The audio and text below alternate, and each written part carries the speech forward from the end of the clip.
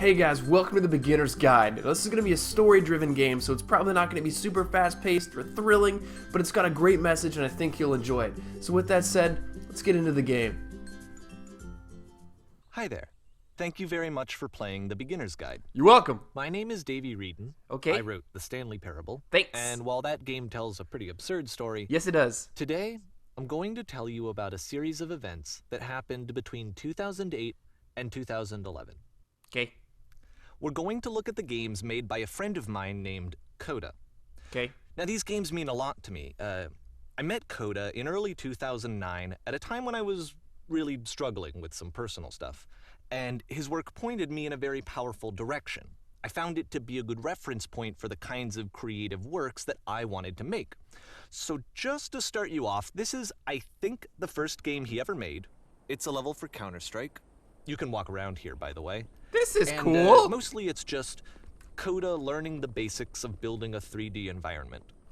But what I like is that even though he starts from the simple aesthetic of a desert town, he then scatters these colorful abstract blobs and impossible floating crates around the level. And of course, it destroys the illusion that this actually is a desert town, and instead this level becomes a kind of calling card from its creator. It's like a reminder that this video game was constructed by a real person. I mean, not that they're all fascinating as games, but that they are all going to give us access to their creator. I want us to see past the games themselves. I want to get to know who this human being really is. And that's exactly what we're going to do here. Okay, I'm on board. It's 2008, CODA starts making these games, and he never releases any of them. He doesn't put them onto the internet, he just makes them and then immediately abandons them, and they sit on his computer forever. At one point, he jokingly renamed his computer's recycling bin to Important Games Folder. You know, this was just how he worked. He tended to crank them out one after the other without even really pausing to try to understand what he had just made. Poor guy. Until suddenly one day, he just stopped. In 2011, that was it. He made his last game and then he hasn't made another one since. And that's why I've taken this opportunity to gather all of his work together. Is because I find his games powerful and interesting. It's a really good idea. And I'd like this collection to reach him, to maybe encourage him to start creating again. Okay, that's about it for introduction. Let's take a look at CODA's first proper game. As each game is loading, I'll show you the date that it was completed. This first one was made in November 2008.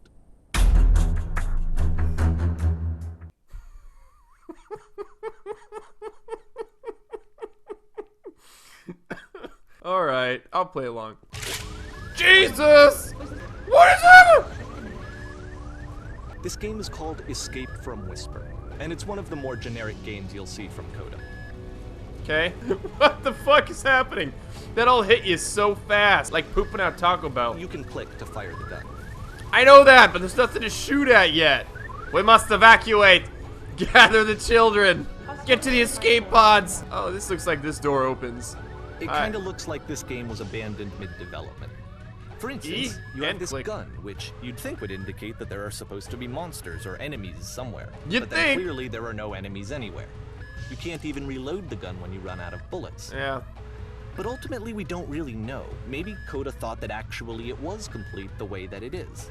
And I think that we should talk about his games for what they are, rather than for what they're not. Unfinished?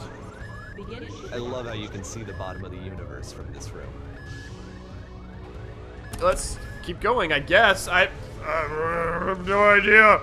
Oh, a maze. Apparently this space station has a labyrinth on it. Evidently. Sure, I don't know.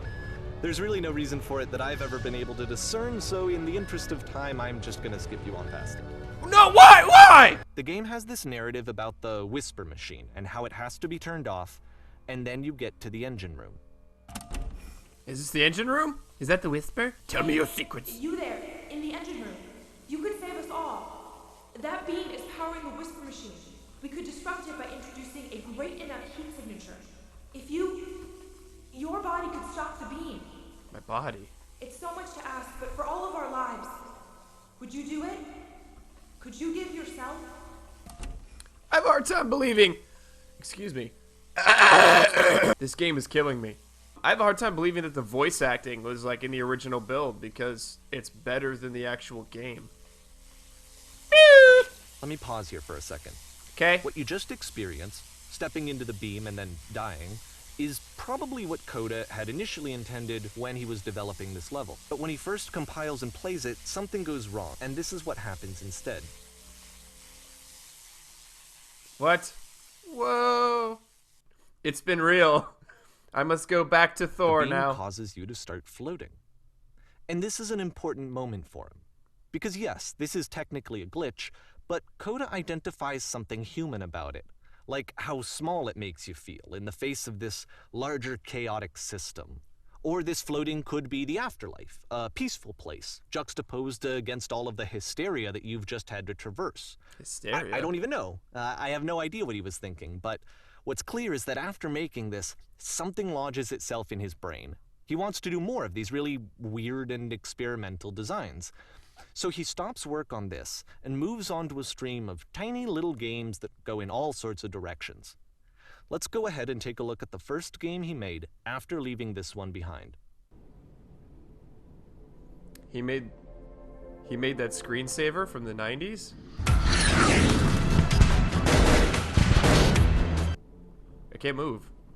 Oh, there we go. Yep. Oh. In this game, you can only walk backwards. The past was behind her. God damn it. Alright. You can't even, like, side strafe for anything. It's really only backwards. Whoa! So it's a short and relatively minimalist experiment combining motion and narrative. It is less advanced than the previous game, but actually it seems to be more focused, more complete. CODA's trying to give it a unique voice rather than simply basing it on a pre-existing trope. When she stops and looks, it becomes clearer. Do I go up the stairs to the... Okay. I guess we'll just... But if the future is always... If the future... Oh my god. Get to confront... What? Get... It's a short little thought, it says what it wants to say, and then it ends. What does it Didn't say? need anything more than that. Which to me is why it works, because it gets out quick. Okay, next one.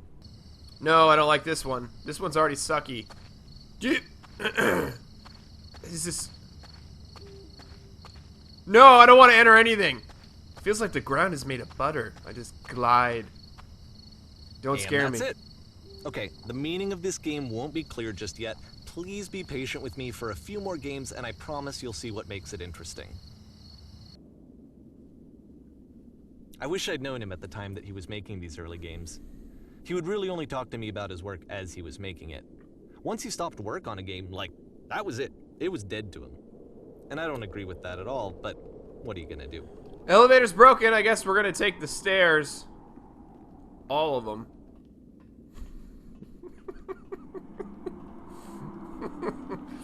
What? No. Stop slowing me down, man. I want to... Once you've been slowed to an absolute crawl, the door at the top of the stairs opens. I want to go in there. So why, if CODA's not showing these games to anyone, why bother opening the door at all? I want to go in there so bad. To show you, I'm modifying the game here so that when you press enter, it'll bring you back up to full speed so you can enter the door for yourself. Don't scare me. I'm so used to scary games. Sometimes I'm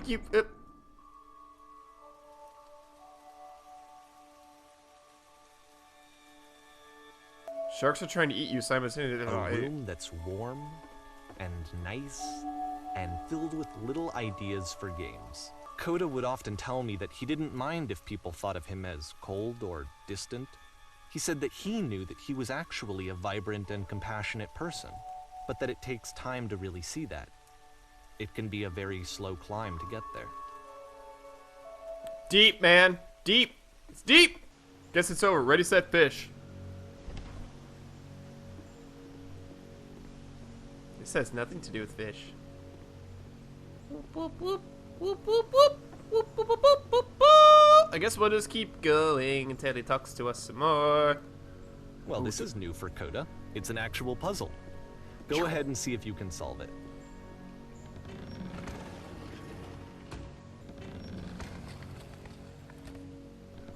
Don't forget that solution, because we're going to see this puzzle again soon. Okay. We're gonna see it a lot. Okay. I'm ready. My body is ready. So that seems to be it, right? You walk down a corridor, you solve a puzzle, you get to the end. Simple enough. Yeah. Right. Now I'm going to modify the game again so that when you press enter, it'll remove all of the walls from this room. Are you ready? Are you ready? Here we go. There was more to it than we had any way of knowing. I actually find it funny that this game comes after the Stairs game, since they essentially convey the opposite idea. So, in the Stairs game, a dull exterior concealed a rich interior. And then, in this level, a dull interior hides this fantastic outer world. The outside is the inside, and the inside is the outside. Doesn't that blow your mind? I think that the point is the same, is that most of the time you don't get to know what you're missing, or even that you're missing anything. That's not your role as a player. So if your role here is not to understand, then what is it? I think the idea is to make a game about other people's games. And now we're back in the Butterford Forest. This, combined with the entering game from earlier, tells us that CODA believes his games are connected somehow. It could even be that the Stairs game and puzzle game are literally connected in between this and the entering game. There's a bigger picture that all of his games are meant to play a role in, some larger meaning that we won't be able to grasp until we've seen all of them. And once we have, we can step back and start to understand what exactly that bigger picture is. What is this, like a little, Let's talk about video game development for a Quit second. interrupting me. Every video game runs on what's called an engine, which determines what the game can and cannot do. So in other words, the engine is a set of tools for game development. CODA is using an engine called Source. Like all engines, Source has certain things that it does well, and it has certain things that it does poorly. One of the things that it does very well is boxy linear corridors. That's why so many of CODA's games are set in these large, flat, empty rooms, is just because he's working with what the engine does well. No, I don't want to do that just yet. This is what I want The to do. tools available to the creator No. shape what kinds of creative work they're going to end up making. You might consider paying attention to the architecture in CODA's games, to notice how they seem to stem from an engine that's very good at producing linear, boxy corridors. Do I just keep jumping down? I guess. I don't know. I feel like, Fuck it! Shit. I think I'm supposed to just jump to the bottom! Jump to the bottom! Oh. Okay, I guess that works. There's no objectives, so it's like just in for the ride. What is that thumping?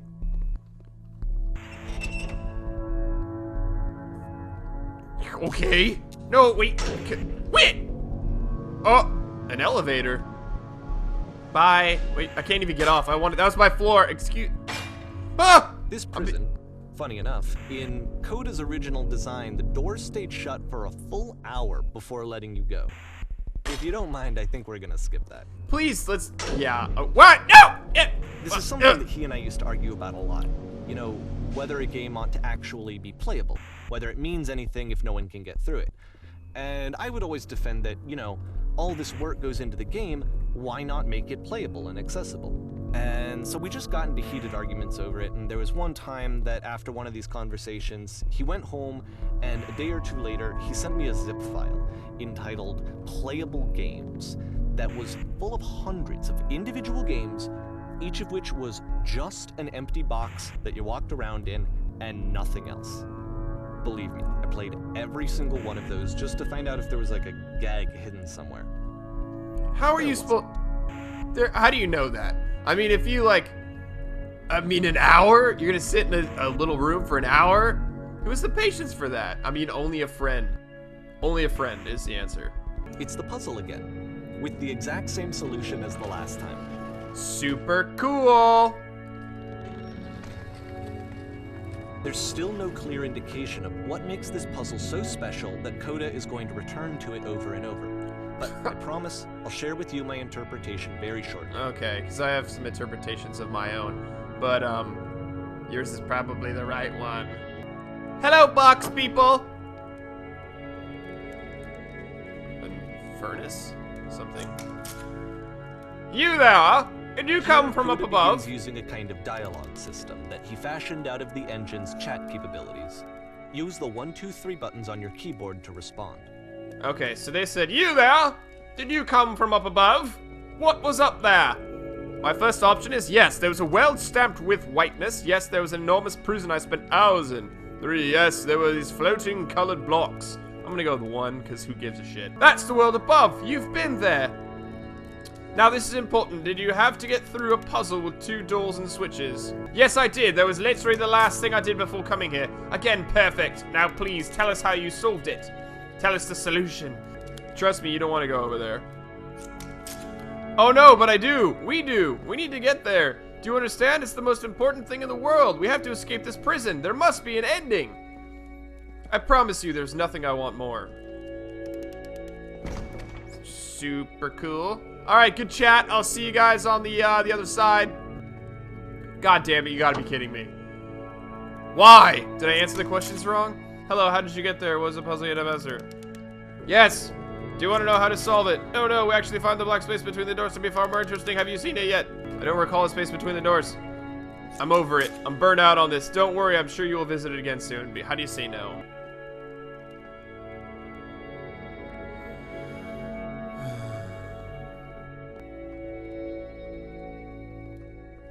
And so we make one last descent down to the final floor of the level. Okay. Whatever you say, man. Whatever you say. This is like a road trip and I'm riding shotgun. First things first, thank you guys for clicking on the video. I'm thinking about doing a part 2, kind of on the fence about it, so if you liked it and want to see more, thumbs up. If you didn't, thumbs down, and that'll also send the message. So I might see you in a part 2, and if not, I'll definitely catch you guys in another game.